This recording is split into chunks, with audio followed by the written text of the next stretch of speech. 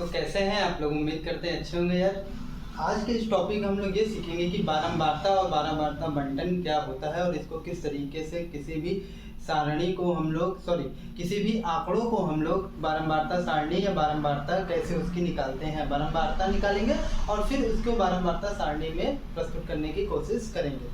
तो सबसे पहले हम ये समझते हैं कि बारंबारता क्या होती है या बारंबारता बंटन सारणी क्या होती है, क्योंकि बारंबारता बंटन नियम जो है आंकड़ों को और ज़्यादा सरल बनाने के लिए और ज़्यादा सरल बनाकर उनसे सूचनाएं निकालने के लिए बहुत ही आसान और अच्छा तरीका होता है। तो आइए देखते हैं। सबसे पहले यहाँ लिखा है बारंबारता बंटन सारणी। तो इसको हम लोग एक एग्जाम्पल के थ्रू समझेंगे। कक्षा 6 के 20 शिक्षार्थियों के गणित प्रश्न के परीक्षा के प्राप्तांक निम्नवत हैं। मतलब गणित में उन्होंने परीक्षा दी और उसके प्राप्तांक यानी प्राप्त अंक, जो भी अंक वो पाए हैं वो हमने यहाँ नीचे डिनोट कर दिए हैं। जैसे 22, 26, 22, 38, 40, 40, 28, 28, इस तरीके से ढेर सारे अंक हैं। इन्हें और सरल तथा स्पष्ट से समझने के लिए निम्नलिखित सारणी बनाते हैं। देखिए अब यहाँ पर हमने एक सारणी बनाई है, तो इस सारणी को हम लोग देखते हैं और समझते हैं कि सबसे पहले हमने प्राप्तांक लिखा, यहाँ पर मिलान चिन्ह, उसके बाद शिक्षार्थियों की संख्या। तो प्राप्तांक भैया क्या है? प्राप्तांक जो भी अंक हम लोग पाए हैं ना उसको प्राप्तांक में लिखेंगे। तो देखिए जैसे आप एक चीज देखेंगे, यहाँ सबसे छोटा अंक 16 है और सबसे बड़ा अंक 40 है। तो यहाँ से हमें एक चीज क्लियर होती है कि जो हमारा वो है डाटा यानी आंकड़े वो 16 से लेकर 40 तक फैला हुआ है। यानी 16 सबसे बड़ा अंक हम यहाँ 16 लिख देंगे और फिर यहाँ पर 40 लिख देंगे। अब हम बीच की जो संख्याएं हैं उनको देखेंगे। 16 के बाद 22 है इसमें और 26 है। आप देखेंगे पाएंगे तो 26 है, यहाँ पर 27 है, इसी तरीके से 28 है, 36 है, 38 है और 40 तो था ही। अब हम लोग इसमें देखेंगे कौन सी संख्या कितनी बार आई है। जैसे 16 अगर आप देखेंगे तो 3 बार आया है। ठीक है, कैसे भैया? एक ये है 16, एक ये है 16 और एक ये है 16। तो हमने 3 मिलान चिन्ह या टैली चिन्ह यहाँ पर बनाए। अब आप जानते हैं कि इसको मैंने पीछे पढ़ाई दिया था कि टैली चिन्ह और मिलान चिन्ह किस तरीके से आंकड़ों को और सरल बनाता है। तो 3 टैली चिन्ह या मिलान चिन्ह हमने यहाँ बनाए। इसी तरह 22 के लिए हमने 4 मिलान चिन्ह बनाए, 26 के लिए 2, 27 के लिए 2, 28 के लिए 3, 36 के लिए 1, 38 के लिए 3, 40 के लिए 2। तो इस तरीके से हमें पता चला कि 16 जो है 3 बार आया है और ये 4 बार आया है। जो जितनी बार आया है हमने यहाँ लिख दिया है। ठीक है, और इसमें हमने सारे छात्रों की संख्याओं को जोड़ा तो 20 निकल कर आया। अब भैया बारंबारता क्या है? इसमें बारंबारता कुछ नहीं है। बारंबारता एक वह संख्या होती है, बारंबारता एक ऐसी संख्या होती है जो हमको ये बताती है कि उस सारणी या उस पर्टिकुलर डाटा में कोई संख्या कितनी बार आया हुआ है। सपोज करिए जैसे 16 अगर 3 बार आया है तो उसकी बारंबारता क्या होगी भैया? 3 हो गई। इसी तरीके से 22 4 बार आया तो उसकी बारंबारता क्या हो गई? 4 हो गई। इसी तरह 26 2 बार आया तो उसकी बारंबारता 2 हो गई। तो बारंबारता और कुछ नहीं है, बस वो ये बताता है कि कोई संख्या किसी डाटा या किसी सारणी में कितनी बार आई है या कितनी बार प्रस्तुत है, वही उसकी बारंबारता हो जाती है।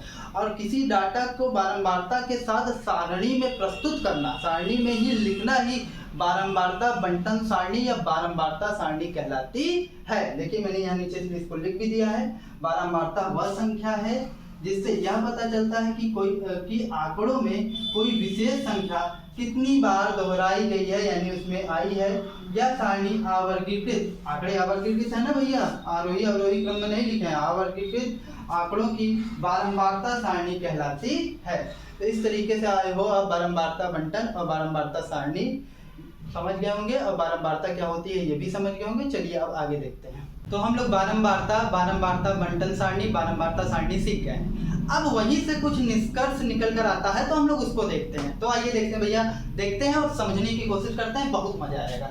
अव्यवस्थित आंकड़ों को व्यवस्थित रूप में रखने पर आंकड़ों को सारणीबद्ध आंकड़े कहते हैं। इसका मतलब क्या हुआ भैया कि आप देखे होंगे जो भी आंकड़ा था वो अव्यवस्थित था, व्यवस्थित नहीं था। आप देखे होंगे जो भी प्राप्तांक था 16 कहीं था, 26 कहीं था, 17 कहीं था, 18 कहीं था, 20 कहीं था, 22 कहीं था।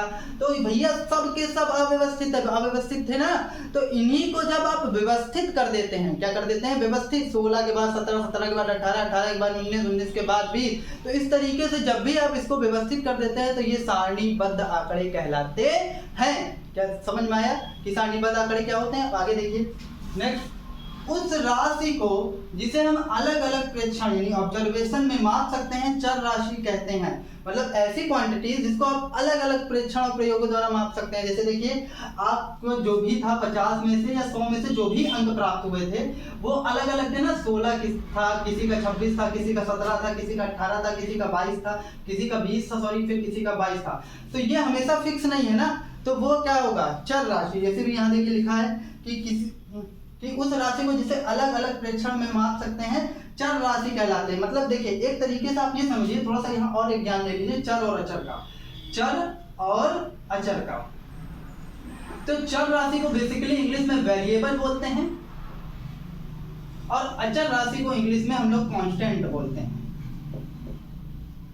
तो चर राशि जो होती है जो हमेशा बदले, जो कभी भी फिक्स ना हो, जो हमेशा बदलते रहे, वो हमेशा चर राशि कहलाती है। जैसे वो गाना सुना है ना आप लोगों ने, मेरे यार बदलना जाना मौसम की तरह। तो यार यहाँ पर जो भी आपका यार है वो चर राशि है। क्या है? चर राशि है। क्यों भैया चर राशि है? क्या बदलेगा? बिल्कुल बदलेगा। आज नहीं बदला है तो कल बदलेगा, कल किसी और में फायदा दिखेगा, उसमें जाएगा, लेकिन जाएगा जरूर। तो चर हमेशा बदला, कल को आप में फायदा दिखेगा तो वापस लौट के भी आएगा। तो जो हमेशा बदले वो चर राशि, वो क्या हो गया? चर राशि। और अचर राशि क्या होती है? जो कभी ना बदले, कभी ना बदले, कभी ना बदले, वो आपका हो गया अचर राशि। जैसे माता पिता का प्रेम आपके लिए कभी नहीं बदलेगा। आप चाहे जितने बड़े हो जाओ, चाहे जैसे रहो, वो हमेशा आपको पहले भी प्रेम करते थे और आगे भी प्रेम करेंगे। तो चर और अचर आई हो आप समझ लेंगे। अब आइए अपने नेक्स्ट टॉपिक पे आते हैं। तो भैया यहाँ पर प्राप्तांक जो था वो हमेशा बदलता है, वो कभी भी फिक्स नहीं होता, इसलिए उसको हम लोग चर राशि कहते हैं। जैसे X Y Z, X Y Z, अगर इक्वेशन कुछ भी हो, इक्वेशन अगर x + 1 = 0 है समीकरण ये, तो x = -1 आ जाएगा। अगर इक्वेशन हम बदल दें x - 2 = 0 तो x = 2। तो ये देखिए बदल गया ना, x का मान कभी कुछ है तो कभी कुछ है। तो एक्स वाई जेड सिंपली हम लोग इसको चर राशि में लेते हैं। तो जो हमेशा बदले वो चर राशि। इसीलिए यहाँ पर आप देखेंगे कि उस राशि को जिसे अलग अलग प्रेक्षण में माप सकते हैं चर राशि कहलाता है। क्योंकि अलग अलग प्रेक्षण द्वारा माप रहे हैं ना, हर बार अलग अलग निकल रहा है, तो वो क्या हो गया? चर राशि हो गई। चर राशि को हम लोग हायर क्लास में देखेंगे तो x से डिनोट कर देते हैं सांख्यिकी के अंतर्गत भी। नेक्स्ट देखते हैं, किसी संख्या की बारंबारता वह संख्या है जिससे यह पता चलता है कि आंकड़ों में वह संख्या कितनी बार दोहराई गई है। क्लियर है कि बारंबारता वह संख्या होती है कि आपको पता चले कि वो संख्या उसमें कितनी बार आई है, कितनी बार दोहराई गई है। जैसे मैंने पीछे भी आपको बता दिया ये चीज। और आंकड़ों को सारणीबद्ध कर उनकी बारंबारता के साथ प्रस्तुत करने को ही बारंबारता बंटन सारणी कहते हैं। आई होप आपको समझ में आया होगा। चलिए अब आगे देखते हैं। तो आइए अब बारंबारता सारणी बनाने के लिए हम लोग कुछ उस पर क्वेश्चंस करते हैं और फिर हमारा ये बारंबारता वाला टॉपिक समाप्त हो जाएगा। तो आइए देखते हैं। देखिए जैसे यहाँ पर एक क्वेश्चन है, किसी शहर का एक माह के 30 दिनों का न्यूनतम तापमान डिग्री सेल्सियस में निम्नवत, मतलब न्यूनतम तापमान मतलब कम से कम कितना तापमान हो सकता है, ये आपको डिग्री सेल्सियस में दे दिया है। अब आपको इसको क्या करना है कि आपको इसकी बारंबारता सारणी बनानी है। भैया बारंबारता सारणी कैसे बनेगी? सबसे पहले आप ये चेक करिए आंकड़े कहाँ से कहाँ तक है। तो सबसे पहले आप जानते हैं 10.2 से लेकर आंकड़े जो है 10.9 तक है, उसके बीच की संख्या है। तो आप 10.2 से लेकर 10.9 यानी 10.2 से लेकर 10.9 तक पूरी संख्या को आप लिख लीजिए। 10.2, 10.3, 10.4, 10.5, जितना 9 तक हम लिख लिए। अब आपका काम ये है ये पता करना, क्योंकि बारंबारता सारणी है ना भैया, तो आप ये पता करेंगे कि इसमें कौन सी संख्या कितनी बार आई है, तभी बारंबारता सारणी बंटन सारणी बन पाएगी। तो सबसे पहले हम 10.2 को देखते हैं कि कितनी बार आया है। 10.2 अगर इसमें चेक करें तो 1, 2, 3, 4, 5, 6 और 7। तो ये 7 बार आया है। कितनी बार? 7 बार। अब इसको हम टैली मार्क से बनाने की कोशिश करेंगे। 1, 2, 3, 4, ये 5 हो गया, ये 6 हो गया और ये 7 हो गया। इसी तरीके आप 10.3 को चेक करते हैं। 10.3 चेक करेंगे तो 1, 2, 3। तो 10.3 कितनी बार आया है? 3 बार। 1, 2, 3 बार। अब 10.4 चेक करते हैं। 10.4 अगर चेक करेंगे तो यहां आप पाएंगे 1 और मेरे ख्याल से 10.4 कहीं नहीं है।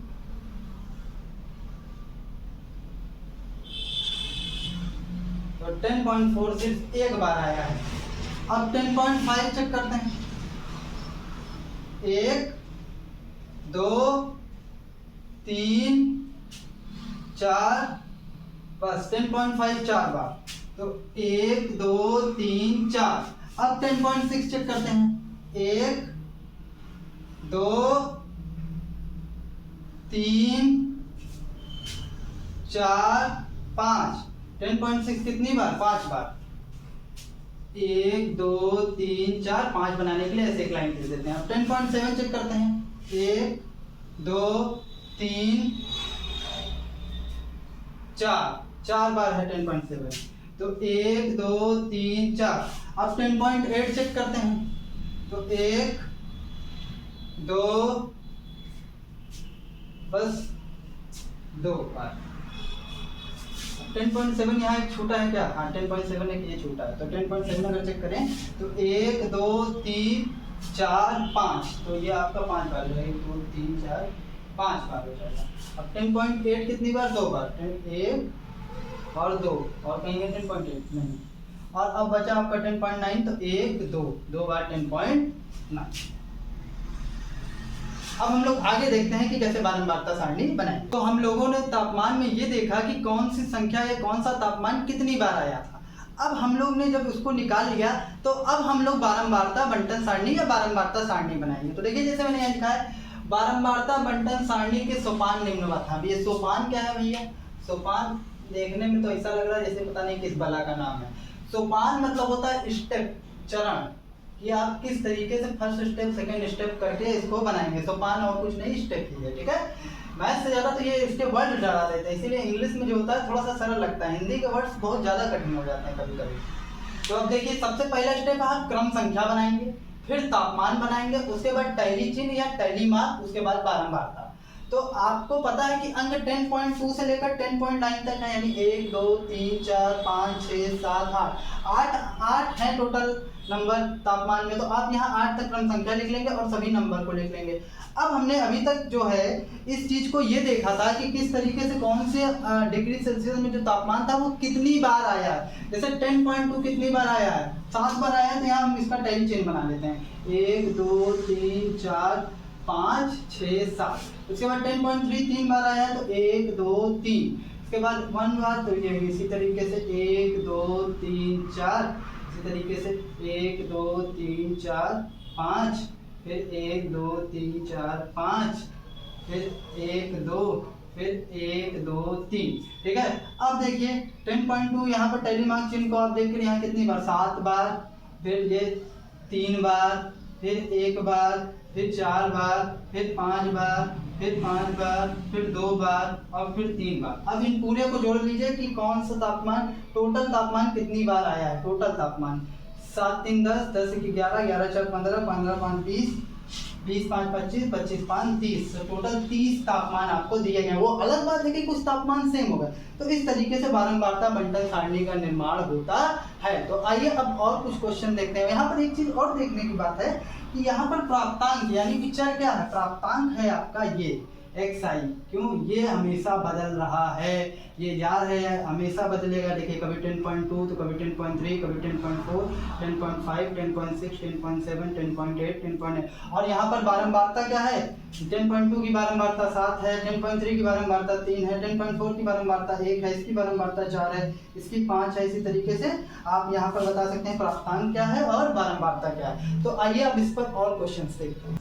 तो आइए लास्ट 4 क्वेश्चन हम लोग बारंबारता सारणी पर कर लेते हैं, उसके बाद ये टॉपिक आपका समाप्त हो जाएगा। तो देखिए निम्नलिखित आंकड़ों से टैली चिन्ह लगाकर संख्याओं की बारंबारता सारणी बनाएं। मतलब टैली चिन्ह भी आपको लगाना है और इसकी बारंबारता सारणी बनानी है। तो चलिए सीखते हैं। सबसे पहला काम आपके ये आंकड़े दिए हुए हैं 6 7 9 14 9, इस तरीके से आंकड़े दिए हुए हैं।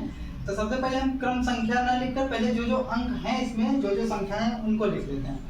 तो सबसे पहले 6 है तो 6 को लिख लेते हैं, फिर 7 है और 7 को लिख लेते हैं, फिर 9 है 9 लिख लेते हैं और कुछ है मतलब 9 से बड़ा, फिर 12 है 12, 9 के बाद 12, 12 के बाद 14 और 14 के बाद मेरे हिसाब से सिर्फ और सिर्फ 15 है।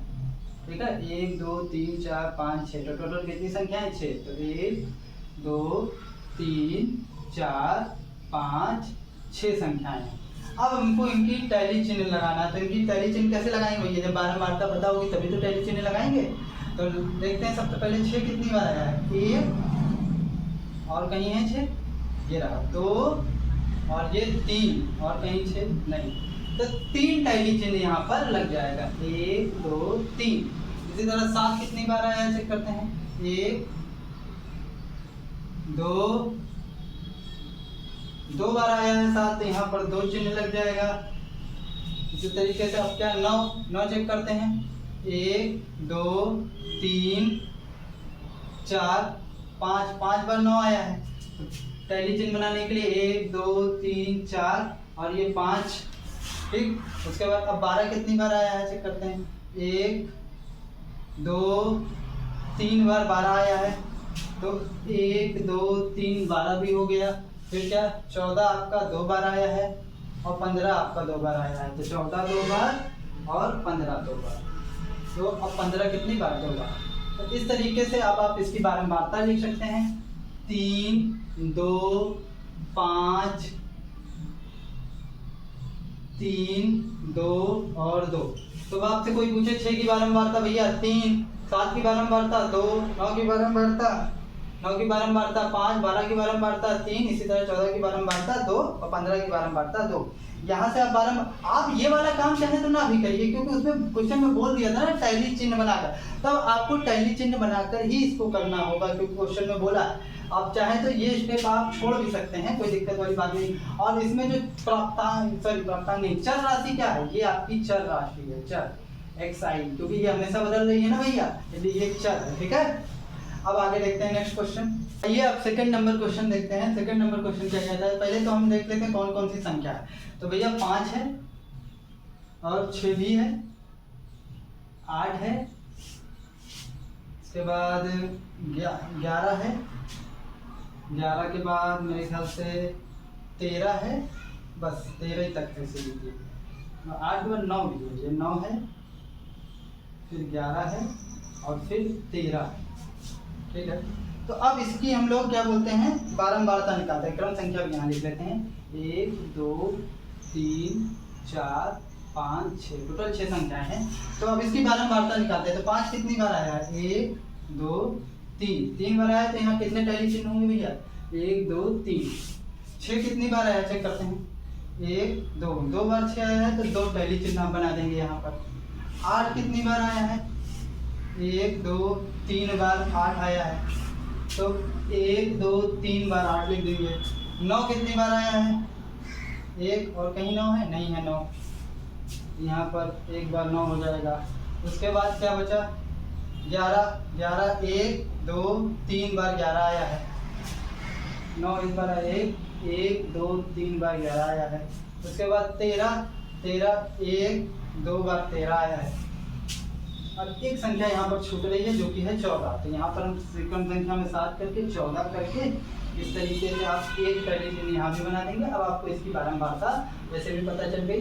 तो आप ये 3 बार, ये 2 बार, ये 3 बार, ये 1 बार, ये 3 बार, ये 2 बार और ये 1 बार। आप लास्ट में इसका योग भी करते हैं, इनको जोड़ते भी हैं कि पूरी जो आंकड़े हैं कितने लोगों के लिए गए हैं। तो आप इनको जोड़ लीजिए, 3 2 5 5 3 8 1 9 और 9 3 12 12 13 14 और 15 लोगों के आंकड़े लिए गए हैं, ये योग है। तो इस तरीके से आप इसकी बारंबारता बता सकते हैं। 5 की बारंबारता कितनी है, 6 की बारंबारता कितनी है, 8 की बारंबारता कितनी है, 9 की बारंबारता कितनी है, 11 की बारंबारता कितनी है। और यहाँ पर जो है ये है ये चर राशि संख्या जो है ये चर राशि एक्साई, क्योंकि ये हमेशा बदल रही है। आई होप आपका लेक्चर आपको समझ में आया होगा। अगर फिर भी आपको कोई डाउट होता है तो आप मुझसे कमेंट सेक्शन में पूछ सकते हैं। बाकी के बच्चे ये 2 क्वेश्चन आप स्वयं प्रयास कीजिए, और नहीं आता है तो आप मुझसे कमेंट सेक्शन में पूछ सकते हैं। बहरहाल इजी है, वो आराम से ही आ जाएगा। That's all from my side.